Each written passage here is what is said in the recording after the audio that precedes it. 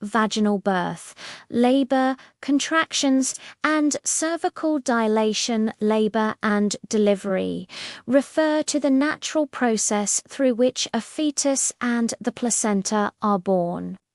Labor is characterized by regular, progressive uterine contractions that cause changes in the cervix, allowing the baby to pass through the birth canal.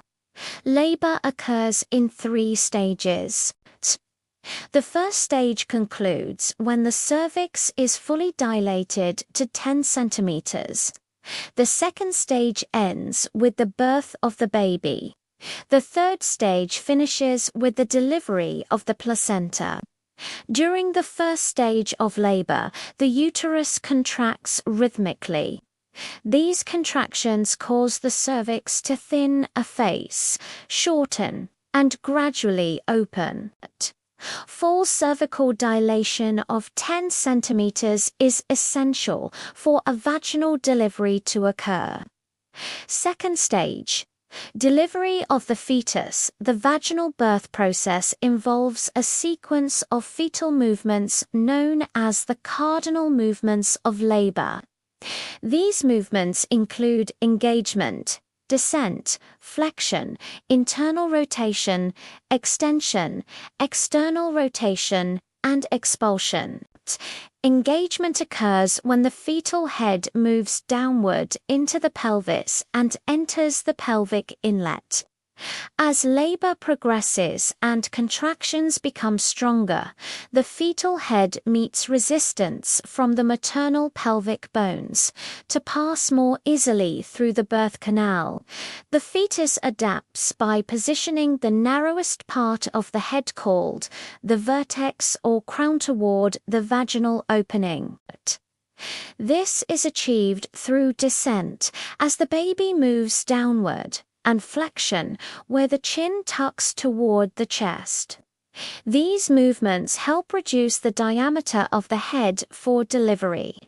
Internal rotation is the next movement, during which the fetal head turns to align with either the front or back of the mother's pelvis.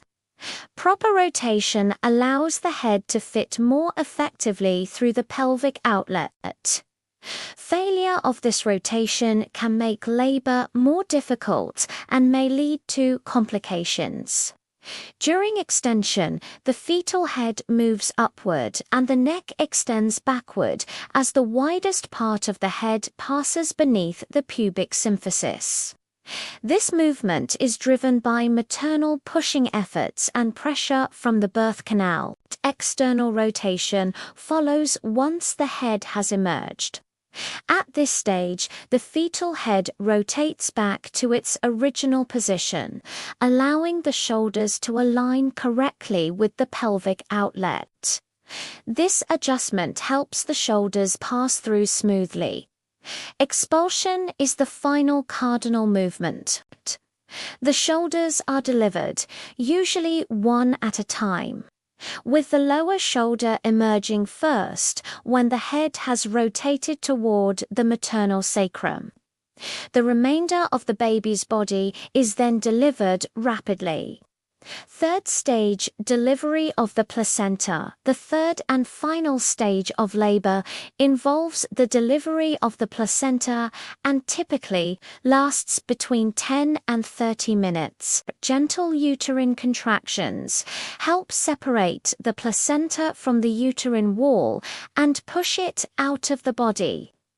A healthcare provider may assist this process by applying gentle traction to the umbilical cord and applying pressure to the abdomen to support complete placental delivery.